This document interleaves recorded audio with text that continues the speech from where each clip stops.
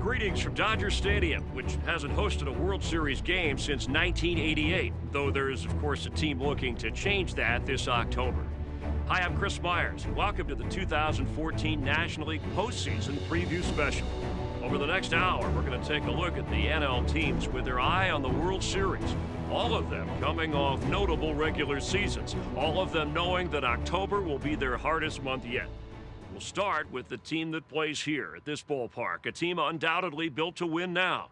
With a star-studded lineup and a strong rotation led by the best pitcher in the game, LA stacks up as a club whose talent befits its high aspirations. When you're given that kind of team, you're not expected to finish second. You got to finish first. From the very start of this season, it was clear that the stakes were high for this Dodgers team. And after opening the year in historic fashion in Australia, the club looked to get off to a strong start. But injuries and uneven play had the Dodgers trailing their arch rivals, the Giants, in the early going. The Dodgers just have that vibe that isn't quite right. But in the wake of the remarkable 42-8 run last season that vaulted them into first place, the Dodgers knew how much was still possible.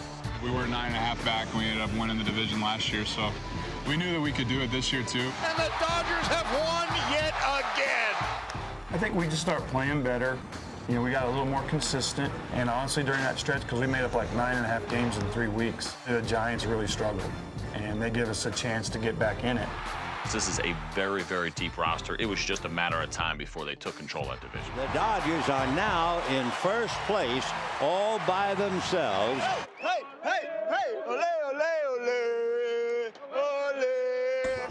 The club's march back into first place was a product of many factors, though there's no mistaking the driving force behind the Dodgers. The staple of our team has been our starting pitching. And a called strike three. I think our starting pitching is really what sets us up. And that is strikeout number 10 for Zach Greinke. We wouldn't be in this position without the contributions of Clayton and Zach and Dan Herron and Hunjin-Ryu. Inside corner for strike three call. That group has really carried us. They keep us in the game. They give us a great chance to win every single night. Breaking ball and strike him out swinging. Kershaw gets his 10th strikeout of the night. Well, you're only as good as your next day starter, you know, and so that's kind of the motto that we have over here. That's going to be an awfully difficult group to beat in a short playoff series, heck, even a long playoff series. The most daunting potential game changer in a short series is the nearly indomitable Clayton Kershaw. This is the best pitcher in baseball, whose mastery on the mound is matched by how hard he works off of it. He's everything you ask for, not just the guy on the mound that night that pitches well, gets you deep into games, but he's the guy that, you know, in between starts, he's getting ready, so he's a great example for other pitchers. With Clayton, the word I use the best to describe him is consistency. And that's because of the work he puts in between starts. He's so routine-oriented, he's so regimented. So when he takes the mound every fifth day, he has no regrets because he knows that he's done everything he's supposed to do to prepare for that start.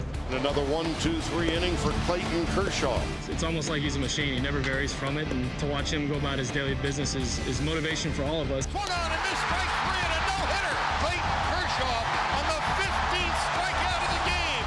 You know, for me, it's really just about having no regrets at the end of every start.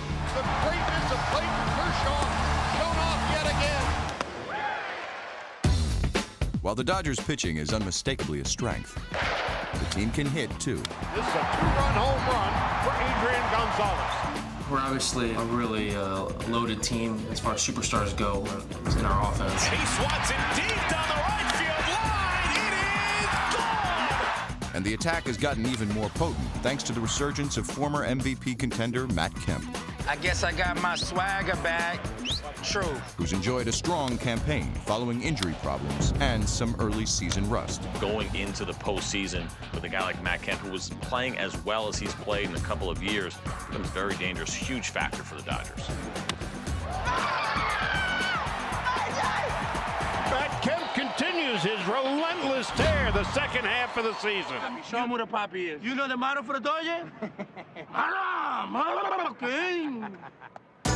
While Kemp can make his impact with big flies, there's also been the emergence of a Dodger who does damage with his wheels. He is in there with a triple. Speedster D. Gordon. There goes Gordon. Good throw down. He is safe. Another stolen base. He's had an electrifying season. D. Gordon will eventually be one of the great base stealers that we'll be talking about for a long time. There goes D. Gordon to throw, not nearly in time. You understand what I'm trying to tell you? Yep. That's why I like when you tell me. There he goes. It's taken, and the throw down will not get him. Another steal for D. Gordon.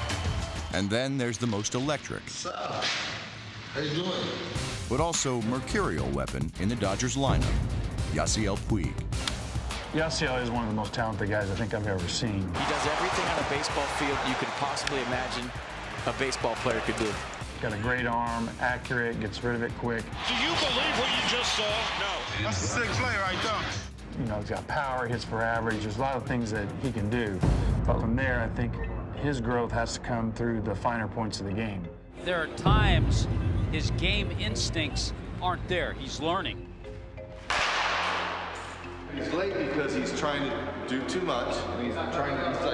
He's got to be easy.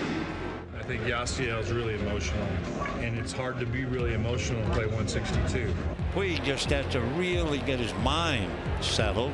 Puig's gifts are unquestioned, but there's still a concern about which Puig will show up for the postseason. The player who only hit 2 home runs in all of July and August, or the one who notably heated up in the last half of September. And that will do it for Puig. The answer could provide the difference for the Dodgers this October. Even with their impressive roster, the Dodgers got a reminder a few weeks ago of how fragile hopes can be when Hyunjin Ryu left a start on September 12th after only 1 inning. With the status not 100% clear for October, the pressure is only rising for LA. I don't think it's much different than last year. We got pretty used to dealing with the expectation. I think our goal is different just from the standpoint of just going out and playing well every night. We do know that we need to get back to the situation we were at last year, where we have a chance to go to the World Series. The Dodgers rolling merrily along. You know, momentum's big. You know, I think as a team, when you play well, it kind of carries over from game to game. And, you know, I think talent has a lot to do with that, too. And luckily for us, we got a little bit of both of that. So just all things combined, you know, we got a pretty good team right now. And the Dodgers have won the National League Western Division title. Every team's trying to win the World Series, and other than that, it's not a successful year. So, you know, luckily we're in a good spot right now, and, you know, hopefully from here we can just do our job and get there. But 4 other NL teams feel the same way.